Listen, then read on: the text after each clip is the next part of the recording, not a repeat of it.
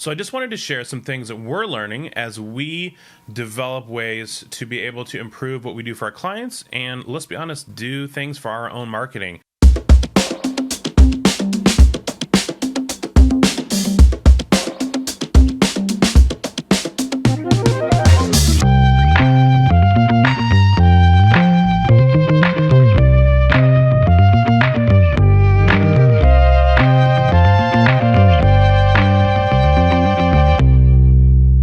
Everyone, so good to be reaching out again on my vlog. Now, I have not posted since I took my trip to the Undercover Billionaire Boot Camp in Pueblo, Colorado, and for good reason. My life has completely changed just before then and still in the process, mainly because I had a baby in December, which is super exciting. But the reality is that has completely shifted how, where, and when I spend my time. And, I'm still trying to build a business, right? So I still have these lofty goals of eventually owning a yacht. That's like my huge goal of being able to have this beautiful 70-foot yacht to be able to sail around in with my family and with friends and just whoever, right? And then, my wife and I have some other goals of having a log cabin and stuff like that, and just not having to retire at 65 or on my last dying breath. But it's been funny because now that I've become a father, I've watched these videos from these mega successful entrepreneur types. You've got your Gary V's and your Noah Kagans and some of these other people whose literal entire day is spent building their business. And good for them, right? Good for them that they have from 6 a.m. to 11 p.m. at night to be able to build their business. I'm imagining a lot of you are actually in this spot where we watch that and it's I literally can't relate. That is literally not an option for my life. And so, for me, my wife has a 9 to 5, so our reality is that I watch the baby during she's, the time that she's at work, and then when she gets off work, she watches the baby, and I work from 3 till 10, 12 right now for me. And so, I just work in the evening. So I love to hear from some of you. I don't know if I'm the only one that has that frustration when I see that. It's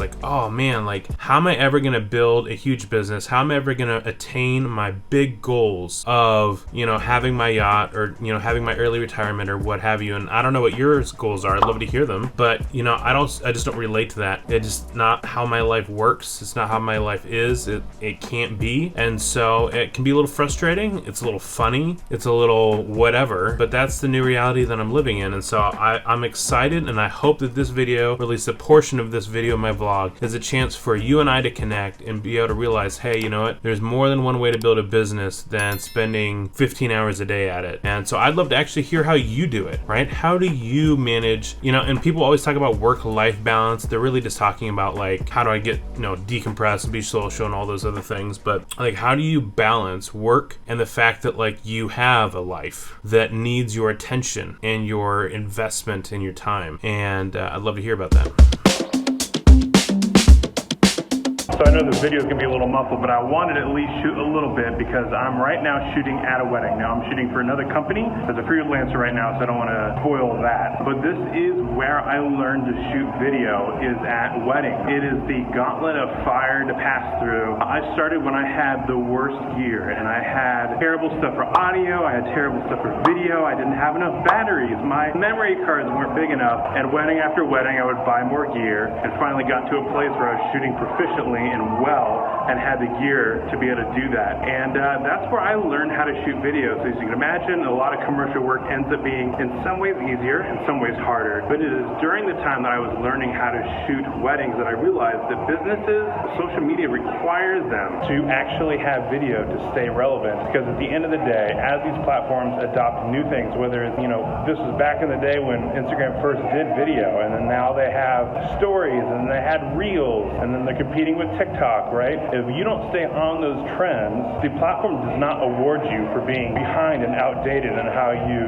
treat the platform, right? And so I realized as these platforms continue to do more and more video, that video is going to be necessary for businesses who use social media to stay relevant and get noticed. And so that's when I started working in the commercial stuff and started doing commercial shoots, all inspired by being right here at the wedding venues, shooting video, doing the hard work, and now shooting weddings now for fun, and continuing to learn and grow in my shooting that gets put towards what we do with the commercial work. So yeah, that's just a little backstory I wanted to share with you guys.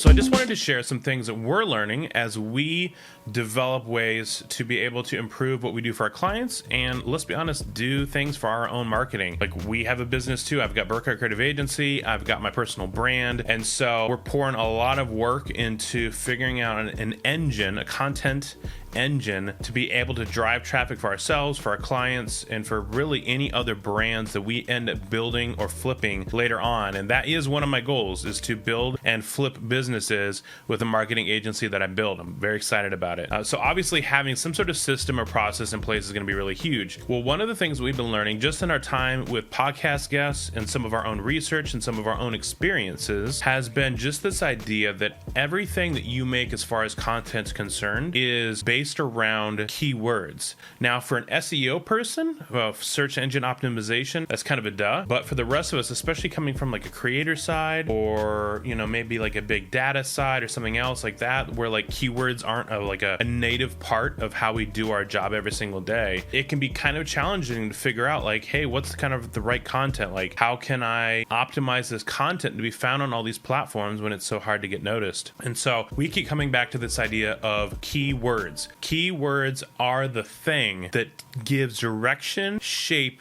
and focus to what you're doing. So whether it is a video, whether it's a tweet, whether it is a web page that you're making, whether it is a blog article for your website, like literally everything that you make, that you put out into the world, needs to be based on keywords. And the amazing thing about it is once you do your research, those keywords usually are universally accepted. Right? So like something like the word content marketing, which a ton of people are searching for, and there's a ton of competition for, so don't bother trying to rank for it. That's something that people search for on every platform. And it's something you can write for on every platform. I mean, you may not get ranked for it, but you can try. So really the importance in learning about all these keywords is just the fact that like when we think through how are we going to respond to customer problems, or how our product or service fits inside of the framework of the customer's world, it's not just good enough to answer the question. It's important to answer the question in the way that people are asking it, with the words that they are using, and then with the images that they're associating with said industry, right? And so if you have a dentistry and you've got like wild neon colors, well, maybe this is a bold brand decision that you decided to go to, and I applaud you for being so bold, although that's probably not going to work. But you could try. But at the end of the day, if you're creating content that solves, problems with, crowns for people's teeth, right? If you're not using the exact verbiage that people are actually using when they're searching for like, why does my teeth hurt, or why is a freaking teeth falling out of my mouth, or something like that, like unless you are actually coming up with those exact words and phrases and keywords that people are using, you're going to write an amazing piece of content that talks everything it needs to talk about crowns, and nobody's going to find it.